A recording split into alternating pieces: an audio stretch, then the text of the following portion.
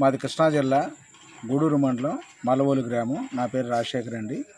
గత ప్రభుత్వం కంటే ఈ ప్రభుత్వం అన్ని విధాలుగా సక్సెస్ రేటు సాధిస్తుందండి. చంద్రబాబు నాయుడు ప్రభుత్వంలో ఉప ముఖ్యమంత్రి పవన్ కళ్యాణ్ గారు ఈ సంక్రాంతి కల్లా అన్ని గ్రామీణ ప్రాంతాల్లో ఉన్న రోడ్లన్నీ కూడా కంప్లీట్ చేయమని చెప్పారు. అదేవిధంగా కంప్లీట్ చేస్తూ మెరుగుపరుస్తూ ఈ రాష్ట్రాన్ని అభివృద్ధి పదంలో తీసుకెళ్తున్నారండి. మన్యం జిల్లాలో కూడా ఎప్పుడూ లేని విధంగా రోడ్ల మీద, కొండల మీద ఈ తారాడ్లు వేస్తూ ఆ మన్యం జిల్లా ప్రజలకి ఎంతో ఉపయోగకరంగా తన మాట నెరవేర్చుకుంటూ ఉన్నారండి. అదేవిధంగా పవన్ కళ్యాణ్ ధైర్య సాహసాలకి కాకినాడ పోర్టులో ఉన్న ఈ గవర్నమెంట్ రైస్ని పట్టుకోవటం, అది ప్రజలకు అందించటం, అవినీతిని అంతమందించటం, అవినీతి లేకోకుండా చూడటం అనేది పవన్ కళ్యాణ్ యొక్క ధైర్య సాహసాలకి ప్రజలంతా హర్షిస్తున్నారండి.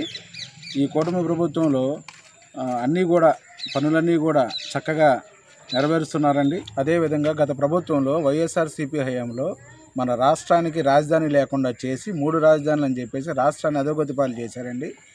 కూటమి ప్రభుత్వం వచ్చిన తర్వాత చంద్రబాబు నాయుడు హయాంలో రాష్ట్రానికి ఏకైక రాజధాని అమరావతి అని తెలియజేస్తూ అమరావతిని వాళ్ళ పరుగులు పెట్టే విధంగా అమరావతిని తయారు చేస్తున్న ప్రపంచంలో నెంబర్ 1 స్థాయి రాజధానిగా దాన్ని రూపుమార్పు చేసే విధంగా ఉందండి. గతంలో హైదరాబాద్ని ఏ విధంగా డెవలప్ చేశారు విజన్ అంటూ, అదేవిధంగా 2047కి అమరావతిని ప్రపంచ రాజధానుల్లో ఒక తీరుగా తీసుకెళ్ళడం జరుగుతుందండి. ఈరోజు భవన కార్మికులే కానీ, చేతి వృత్తి కార్మికులే కానీ రాజధానిలో పనికి కోసం కొన్ని వేల మంది అక్కడ అమరావతి కోసం పాటుపడుతున్నారండి.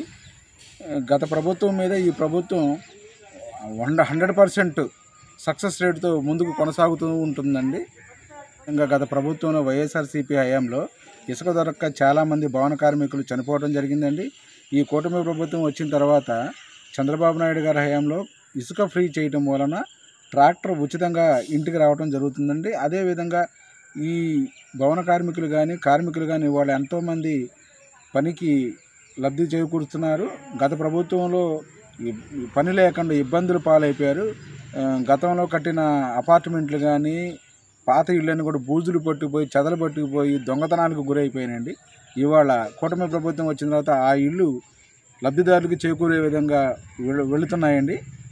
భవన కార్మికులు మిగతా కూలి పనుల గురించి వేరే రాష్ట్రాల వాళ్ళు కూడా ఇక్కడికి వచ్చి పని కోసం ఎదురు చూస్తున్నారండి. మన అమరావతియే కానీ, మన గ్రామీణ ప్రాంతాల్లో కానీ కూటమి ప్రభుత్వం చాలా 100% సక్సెస్ రేట్లో పయనిస్తుందండి.